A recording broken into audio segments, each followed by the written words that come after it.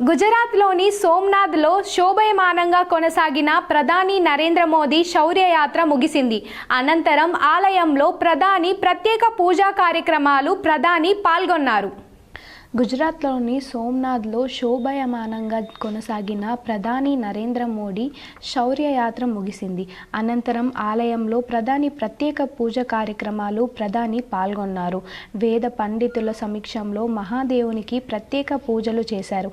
ఆ తర్వాత సోమనాథ్ స్వామి మాన్ పర్వ్ ఉత్సవానికి హాజరు కానున్నారు.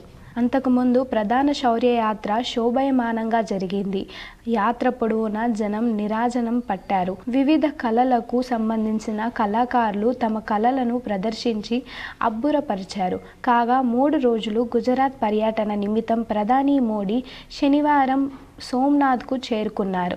అక్కడ ఆ రాష్ట్ర ముఖ్యమంత్రి భూపేంద్ర పటేల్ ప్రధానికి ఘన స్వాగతం పలికారు.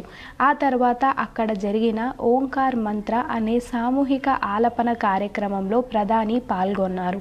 కాగా సోమనాథ్ ఆలయంపై 1026వ సంవత్సరంలో దాడి జరిగింది. ఆ దాడి నుంచి తట్టుకుని 1000 ఏళ్లుగా సోమనాథ్ ఆలయం భక్తుల పూజలు అందుకుంటోంది. ఆలయంపై దాడి జరిగి 1000 ఏళ్లు పూర్తయిన సందర్భాన్ని పురస్కరించుకొని ఇప్పుడు సోమనాథ్ స్వామి మాన్ పర్వ్ ఉత్సవాలను నిర్వహిస్తున్నారు.